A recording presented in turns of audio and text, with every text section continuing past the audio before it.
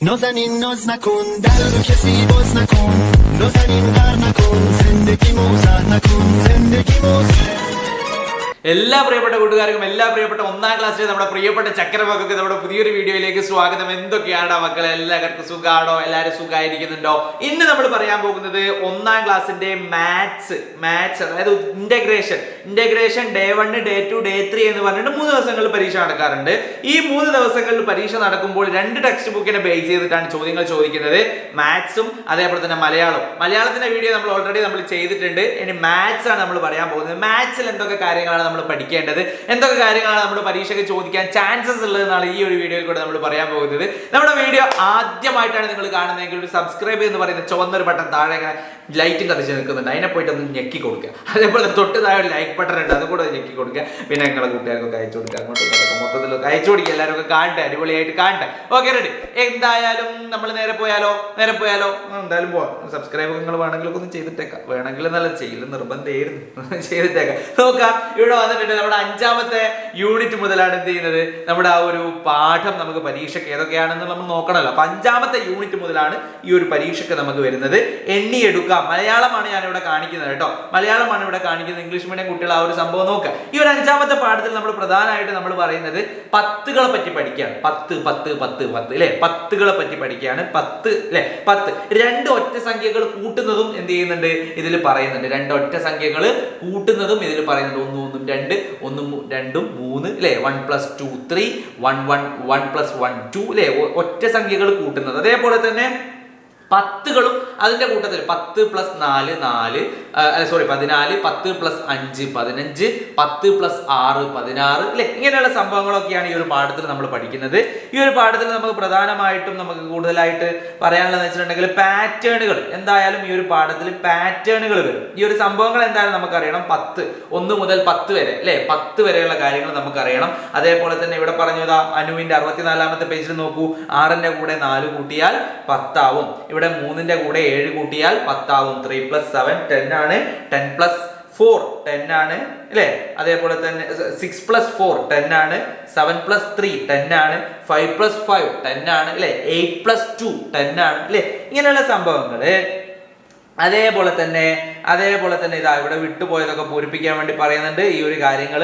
പിന്നെ സംഖ്യാ പാറ്റേണുകൾ, അതാണ് പ്രധാനമായിട്ടും. കണ്ടോ, ഇവിടെ സംഖ്യാ പാറ്റേണുകൾ ക്രമമായി എഴുതാൻ. തീവണ്ടിയുടെ ബോഗികൾ സംഖ്യകൾ ക്രമമായി എഴുതുക അല്ലെ.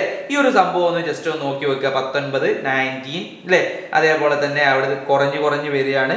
18 അല്ലെ, പിന്നെ 17, പിന്നെ 16, 15 15, 14, 13 അല്ലെ. പിന്നെ നോക്കൂ, പൊട്ടുകൾ എണ്ണി വരച്ച് ചേർക്കുക. എത്ര പൊട്ടുകൾ ഉണ്ട് നോക്കിയിട്ട് എണ്ണിയിട്ട് അങ്ങോട്ടും ഇങ്ങോട്ടൊക്കെ വരച്ച് ചേർക്കാൻ ഇതേപോലെയുള്ള പ്രവർത്തനങ്ങളാണ് വരുന്നത്. ചെറിയ 2 3 ചോദ്യങ്ങൾ മാത്രമേ ഉണ്ടാവൂ കേട്ടോ. 2 3 ചോദ്യങ്ങൾ മാത്രമേ ഉണ്ടാവൂ. ഇത് നോക്കൂ, ഞാൻ നേരത്തെ പറഞ്ഞതാണ്. ഇത് 10 ആണ് അല്ലെ. 10ന്റെ കൂടെ 1 കൂട്ടിയാൽ 11, 10ന്റെ കൂടെ 2 കൂട്ടിയാൽ 12, 10ന്റെ കൂടെ 3 കൂട്ടിയാൽ 13, 10 + 4 14 അല്ലെ, 10 + 5 15 അല്ലെ. ഇങ്ങനെയുള്ള സംഭവങ്ങൾ എന്ത് ചെയ്യുക, ജസ്റ്റ് ഒന്ന് നോക്കുക.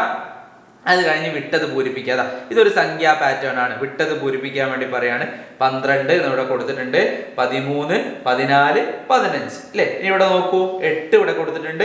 ഇവിടെ 10 കൊടുത്തിട്ടുണ്ട് അല്ലെ. അപ്പൊ ഇവിടെ 8 9 10. ഇനി നോക്കൂ, 12 ഇവിടെ 14, 12ന് 2 കൂട്ടിയാലാണ് 14, 14ന് 2 കൂട്ടിയാൽ 16 16 18 അല്ലെ. അതേപോലെ തന്നെ ഇവിടെ നോക്കൂ, 18 15 കുറഞ്ഞു വരികയല്ലേ. 3 വീതം കുറഞ്ഞു വരികയാണ് അല്ലെ.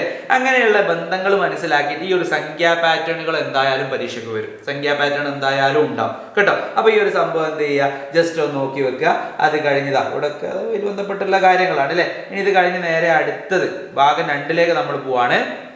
ഭാഗം 2ൽ നമുക്ക് ഇവിടെ പത്തുകളുടെ ഈ ഒരു ഞാനും അല്ലെ, പത്തുകളും ഞാനും കൂട്ടാം കുറയ്ക്കാം, ഈ ഒരു 2 പാഠങ്ങൾ കൂടിയാണ് നമുക്ക് പരീക്ഷയ്ക്ക് വരുന്നത്. പത്തുകളും ഞാനും ആരാണ് 10, ആരാണ് ഞാൻ, അങ്ങനെയാണോ? അങ്ങനെയാണ്. നമുക്ക് നോക്കാം. പത്തുകളും ഞാനും അല്ലെ ഇവിടെ വരുന്നുണ്ട്. ഇവിടെ 10 10. നേരത്തെ നമ്മൾ 1 മുതൽ 10 വരെ, 10ന്റെ കൂടെ 1 കൂട്ടിയാൽ 11, 10ന്റെ കൂടെ 2 കൂട്ടിയാൽ 12 അല്ലെ. ഇവിടെ 10 10, 10 + 10 20, 10 + 20 30, 10 + 30 40, 10ന്റെ കൂടെ കൂട്ടുക. 10ഉം 10ഉം കൂട്ടിയാൽ എത്ര?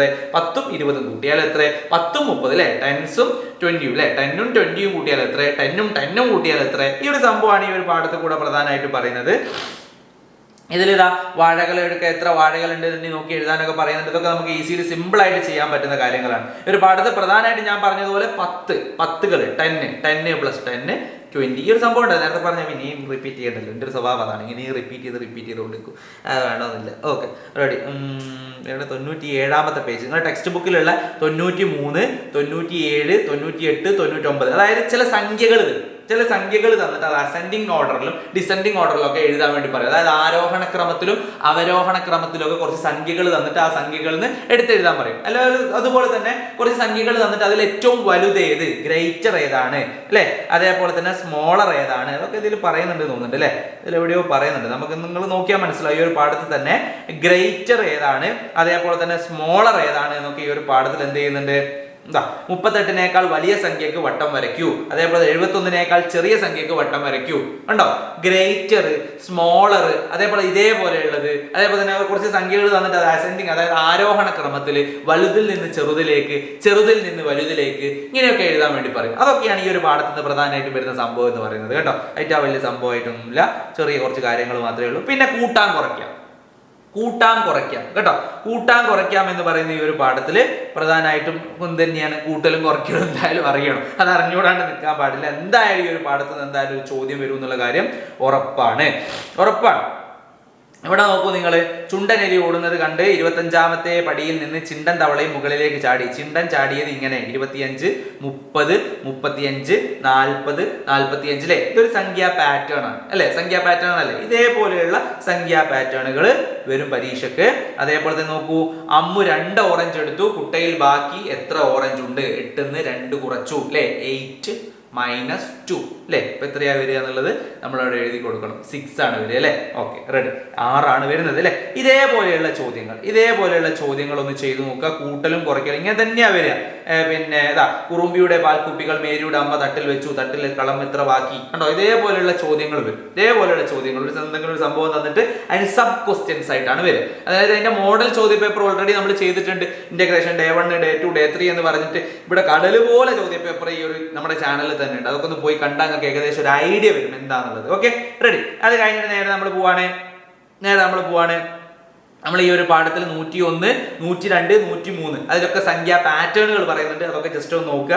പിന്നെ 109, 108, അതായത് നിങ്ങളുടെ ഒരു പേജ് നമ്പർ ഉണ്ടല്ലോടാ മക്കളെ, ആ ഒരു പേജ് നമ്പർ പോലെയല്ല ഈ ഒരു PDF-ലുള്ള പേജ് നമ്പർ. ഞാൻ ഈ ടെക്സ്റ്റ് ബുക്കിൽ നോക്കിയില്ല പേജ് നമ്പർ എഴുതി വെച്ചതുകൊണ്ട് രണ്ടും കൂടി കൺഫ്യൂഷൻ വരുന്നത് കേട്ടോ. അതുകൊണ്ട് ഞാൻ പറയാം 109, നിങ്ങളുടെ ടെക്സ്റ്റ് ബുക്കിലുള്ള 109, 108, 109 എന്ന് പറയുന്ന ആ ഒരു പേജുകളൊക്കെ ജസ്റ്റ് ഒന്ന് നോക്കുക.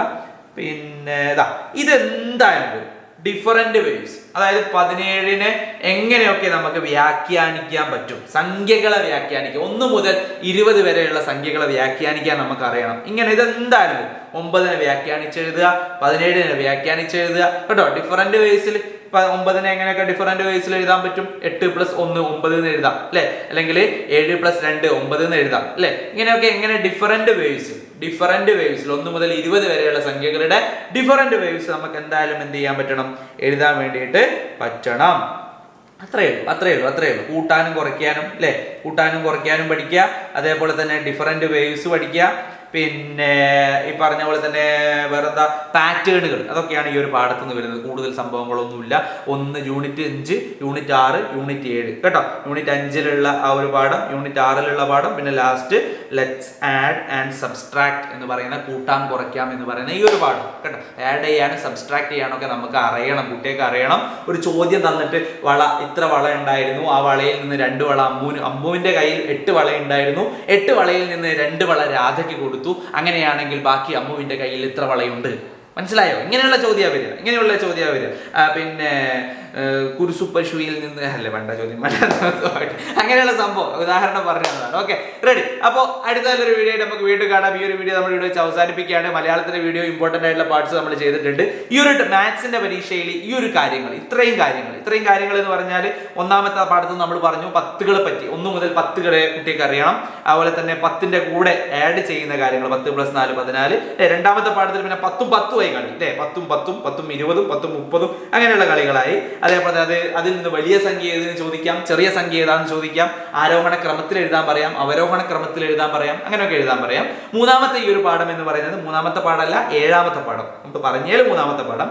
7ാമത്തെ പാഠത്ത് നമ്മൾ പറഞ്ഞത് എന്താണെന്ന് വെച്ചിട്ടുണ്ടെങ്കിൽ സംഖ്യാ പാറ്റേണുകൾ, അതേപോലെ തന്നെ സംഖ്യകളെ വ്യാഖ്യാനിക്കാൻ അറിയാം, സംഖ്യകളെ കൂട്ടാനും കുറയ്ക്കാനും ഒക്കെ അറിയാന്നുള്ളത്. ഓക്കെ, അപ്പോൾ ഇത്രയും പറഞ്ഞുകൊണ്ട് എന്നെ ഇത്രയും നേരം ക്ഷമിച്ച എൻ്റെ എല്ലാ പ്രിയപ്പെട്ട കുട്ടികൾക്കും രക്ഷിതാക്കൾക്കും ഒരു ബിഗ് സല്യൂട്ട് പറഞ്ഞുകൊണ്ട് അടുത്ത നല്ലൊരു വീഡിയോ ആയിട്ട് നമുക്ക് വീണ്ടും കാണാം എന്ന് പറഞ്ഞുകൊണ്ട് ടാറ്റാ ബൈ. ലൈക്ക് സബ്സ്ക്രൈബ് സാധനമൊക്കെ ഒന്ന് ചെയ്തിട്ട് ബൈ.